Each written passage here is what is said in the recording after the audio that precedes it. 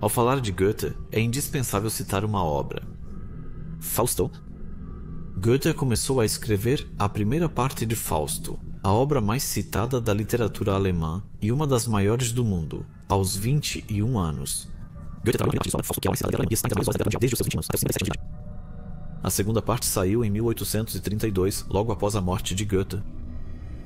Assim, fica claro que ele trabalhou em Fausto por 60 anos, ou seja, quase toda a sua vida. Por isso dizem que Goethe retrata em Fausto toda a língua alemã como era entre 1770 e 1830. Goethe relata em Fausto um tema cada vez mais discutido atualmente sobre sociedades secretas. A história é sobre o cientista Heinrich Fausto, sedento por conhecimento, que questiona o que une o mundo em sua essência. E ele não consegue mais aproveitar a vida, por isso faz um pacto com o diabo e entrega sua alma em troca. O diabo Mefisto aposta com Deus que pode desviar Fausto do caminho certo. Poucas obras são tão especuladas. Todos os motivos da história de Fausto já foram analisados e explicados diversas vezes. Goethe se uniu aos maçons e, em 1783, aos Illuminati, que já perseguiam objetivos políticos na época. Isso foi comprovado até pelo certificado de adesão encontrado recentemente. Na wiki dos maçons está escrito que Goethe atuava sob o nome de Abaris e rapidamente alcançou graus mais elevados. Muitos acreditam que obras de Goethe, como Fausto, ainda lidas nas escolas, foram influenciadas por práticas de sociedades secretas.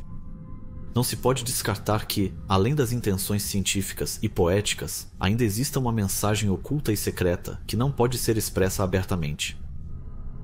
Como político, maçom ou Illuminati, Goethe presenciou muito. O que mantém o mundo unido em seu âmago? É o mesmo tema de hoje. O que ocorre com um cientista que acumula muito conhecimento, mas não consegue aproveitar a vida? O que aconteceu com Goethe como cientista e em que direção a vida de Goethe se desenvolveu a partir daí? A famosa pergunta de Gretchen, um dos papéis mais importantes no drama de Fausto, é: então diga, como você lida com a religião? Essa pergunta nos faz pensar sobre o que Goethe realmente pensava sobre isso. No Museu Goethe, em Düsseldorf, porém, vemos sua postura crítica diante da Igreja Católica. Ao centro do catolicismo, aproximando-me, procurando observar e compreender a verdadeira natureza e a nobre arte com o mais puro sentimento, ficou tão claro para mim que toda e qualquer marca do cristianismo original desapareceu. Sim, quando imagino isso em sua pureza, como vemos nos Atos dos Apóstolos, fico horrorizado ao perceber que peso de um paganismo disforme, até mesmo barroco, recai agora sobre aqueles começos tão acolhedores. Em 2013, a Sociedade Goethe, em Weimar, destacou em Assembleia Geral a relação de Goethe com as religiões mundiais. A Sociedade Goethe foi fundada em 1885 e reúne cerca de 2.500 admiradores de Goethe de todo o mundo. Joachim Gölz, presidente da Sociedade Goethe, trouxe muitas informações sobre o tema. Goethe, criado como protestante, dedicou-se ao cristianismo e conhecia bem a Bíblia. A teologia da cruz e da salvação pela graça foi categoricamente rejeitada por Goethe, que se autodenominava um não cristão convicto. Apesar disso, ele seguiu algumas regras do cristianismo, como o casamento religioso e o batismo protestante de seus filhos. O judaísmo foi pouco importante para ele. Ele se dedicou ao Islã e inicialmente compreendeu o Alcorão historicamente para buscar as origens da religião. Goethe mostrou crescente interesse pelo Islã com o tempo. Em 1814, Goethe leu a tradução alemã da obra Divan, escrita pelo poeta e místico persa Hafez, e ficou claramente entusiasmado com ela. Assim surgiu a obra Divan Ocidental Oriental, iniciada em 1814, a maior coletânea de poemas de Goethe. No mundo islâmico, Divan Ocidental Oriental é vista como obra-prima da poesia alemã.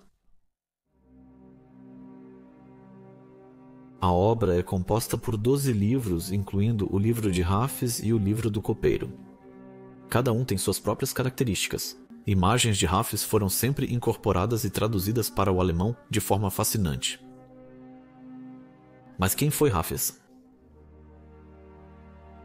A interessante relação de Goethe com Hafiz pode ser analisada de várias maneiras. Seu nome verdadeiro era Mohammed Shamsuddin. Hafiz é como se chama quem memoriza o Alcorão. Mohammed Shamsuddin sabia o Alcorão de cor. Goethe ficou tão fascinado pelos poemas de Hafiz que logo começou o Divã Ocidental Oriental. Em um dos poemas, trata-se de Hafiz e por que ele foi chamado de Mohammed Shamsuddin. Diga, por que o seu povo, o exército de Hafiz, te chamou assim? Eu honro e respondo à sua pergunta.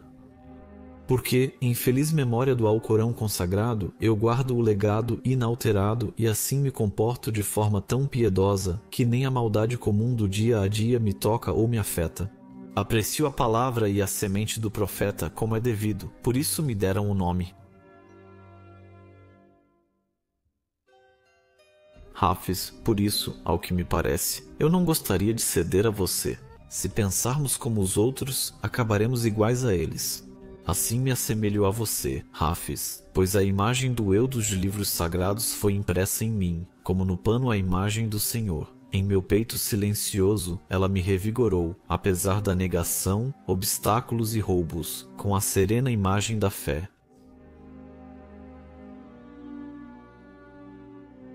A obra demonstra o grande respeito de Goethe pelo Islã e pelo Alcorão. Vi com admiração e prazer uma pena de pavão dentro do Alcorão. Bem-vindo ao lugar sagrado, a criação da terra, o tesouro mais elevado. Em você, assim como nas estrelas do céu, está a grandeza de Deus. Aprender nas pequenas coisas que ele contempla os mundos, que seu olhar aqui deixou sua marca e assim adornou o leve penugem de tal forma que reis mal ousaram imitar o esplendor do pássaro. Alegra-te humildemente com a fama, assim serás digno do santuário. Agradeço muito a Allah, pois separou sofrimento e conhecimento, senão eu teria que desesperar. Todo doente, conhecendo o mal como o médico conhece. É irritante que cada um elogie apenas sua própria opinião. Se islamismo significa entregar-se a Deus, então todos nós vivemos e morremos no islamismo. Com base na palestra de Hartmut Heinz em Berlim, 2016, pela Sociedade Goethe de Erfurt, é possível resumir alguns pontos sobre Goethe e o Islã. Enquanto o Ocidente era hostil ao Oriente, uma personalidade tão elevada demonstrava interesse pelo outro lado. Assim como Lessing, Leibniz e Herder, Goethe também se esforçou para fazer uma avaliação justa do Islã. Enquanto esses pensadores também encontraram entusiasmo na busca por Deus, o que especialmente fascinou Goethe no Islã. Ele estava convencido de que Deus se revela na natureza e já demonstrava entusiasmo pela pessoa desde cedo. Maomé, o profeta, o que o inspirou para seu projeto dramático Maomé. Ele já planejava, como estudante, uma peça de teatro sobre o profeta, mas disso restou apenas o poema Canto de Maomé. Sua inclinação para o determinismo, que ele encontrou primeiro na filosofia de Spinoza, representava para ele, no Islã, um motivo de confiança e de entrega consciente à vontade de Deus. Goethe não negava ser muçulmano. Goethe apreciava o fundamento espiritual do estado pré-corânico e a mística do Islã. Nesse processo, ele aprendeu árabe escrito. O eu lírico do Divã Ocidental Oriental é muçulmano e traz doutrinas muçulmanas. Por exemplo, Jesus sentia de forma pura e pensava apenas no único Deus em silêncio. Quem o fez Deus ofendeu sua santa vontade.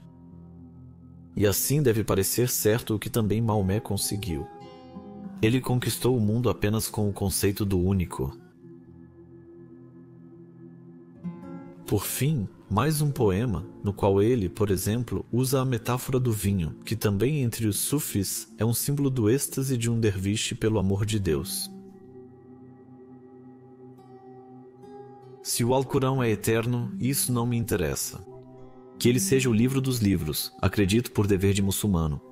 Mas que o vinho é eterno, disso eu não tenho dúvida.